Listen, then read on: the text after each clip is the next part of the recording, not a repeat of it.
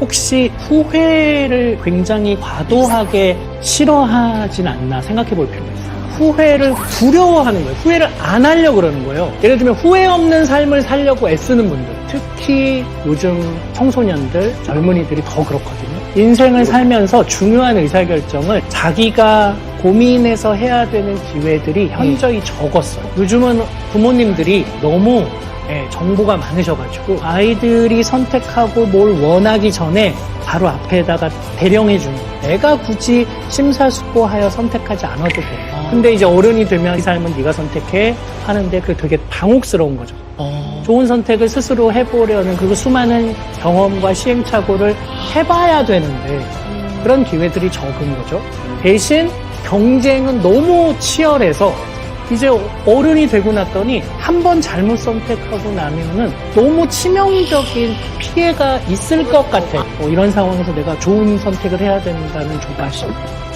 그런데 사실은 후회라는 건 왜 하도록 고등동물이 이 기능을 이 뇌가 갖고 있느냐. 다음에 이런 선택을 할 때는 더 나은 선택을 하라고. 그러니까 후회라는 건 엄청나게 고등한 기능이어서 후회 없는 삶을 살려고 애쓰는 분들, 내가 후회 없는 삶을 살겠다는 건 저는 제 전전두엽을 안 쓰겠습니다. 저는 메뚜기처럼 살지언정 인간처럼은 살지 않겠습니다. 이런 선언 같은 거예요. 뇌과학자가 듣기에는. 최선을 다했을 때 남는 게 후회가 되지만 그 후회가 엄청 좋은 경험이 된다고 난 생각하거든. 그런 의미로 말해준 게 아닐까라는 생각이 들어. 그리고 내가 최선이라는 단어를 검색해보니까 최가 가장 최야. 최고할 때 최. 근데 선이 좋을 선이더라고. 선하다. 그러면 그 말은 뭐냐면 가장 좋아하는 거거든. 누군가가 너에게 최선을 다해라 라는 말은 엄청 많은 노동과 에너지를 쓰라는 얘기보다는 그 일을 혹은 그 관계를 최고로 사랑하라 라는 의미가 아닌가라는 생각이 들어. 순위 프로그램에서 1등하고 이런 거는 기분 좋은 건 한 2주 가대요. 네. 연말에 무슨 뭐 상 받고 뭐 어쩌고 이런 건 한 3주 가대요. 근데 녹음할 때 고생하고 콘서트 할 때 고생하고 이런 거는 거의 평생 가요. 그런 기분들이. 결과에 대해서 집착하니까 자꾸 신경질도 내고 사람이 짜증도 내고 막 이렇게 되는데 과정이 재밌어야 되는데 사실은. 그리고 결과는 사실 시간이 요만큼밖에 안 되잖아요. 항상 과정이 이만큼 더 길잖아요.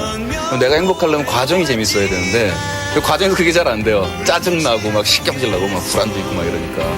그래서 과정을 더 즐기려고 노력을 하죠. 그래서 저는 훌륭한 사람보다는 행복한 사람이 되고 싶기 때문에. 가장 성공하고 가장 톱스타고 가장 돈을 많이 벌면 그 사람 책을 읽고 싶나? 우리가 누구 책을 읽으려면 존경스러운 부분이 있어야 되는 거예요. 그래서 이제 나는 저 사람 얘기를 들어보고 싶은 사람이 되고 싶다 생각을 했어요. 내가 편법을 하고 불법을 하고 반칙을 해서 성공했으면 나는 석세스풀 하지만 사람들이 날 리스펙을 안 한단 말이에요. 점점 더 성능 좋은 확성기를 갖게 되는 게 성공인 것 같아요. 근데 리스펙이 날아가면 내 얘기를 안 들을 거란 말이에요. 아, 성공하는 게 중요한 게 아니라 하루하루 살아가는 내 삶의 모습이 남들에게 믿음을 심어줄 수 있어야겠다. 여기서 제일 중요한 건 제 답이 정답일 수가 없어요. 저한테 정답이었어요. 한 명 한 명이 자기의 답을 찾아가는 게 중요한 것 같아요. 물음표. 그게 시작인 거죠. 정말 안타까운 게 영원히 증명할 수 없는 것들에 관해서 지금 고민하는 거거든요. 예를 들면 자, 이 식당에 갔어요. 근데 이걸 먹었어. 근데 후회돼. 저 식당에 갈 걸. 근데 그건 어떻게 저 식당에 갔을 때 훨씬 더 행복할지 불행할지를 증명을 못 하잖아요. 왜냐면 다시 좀 전으로 돌아가서 이걸 먹기 전으로 가야지 이쪽에 가서 먹었을 때 그 느낌을 알거든요. 그러니까 늘 정답을 찾으려고 하는데 인생에 정답은 없어요. 그냥 선택만 있는 거예요. 그리고 선택한 거에 대해서 그걸 책임지고 그냥 살아가는 거예요.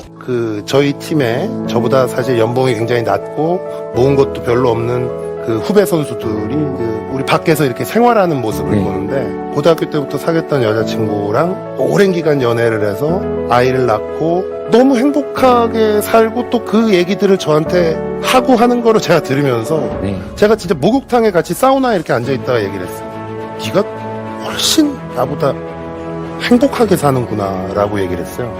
왜냐하면 그때부터 생각이 완전히 바뀐 것 같아요. 이게 절대적인 행복의 기준은 절대 돈은 아니다라는 걸 확실하게 깨달았고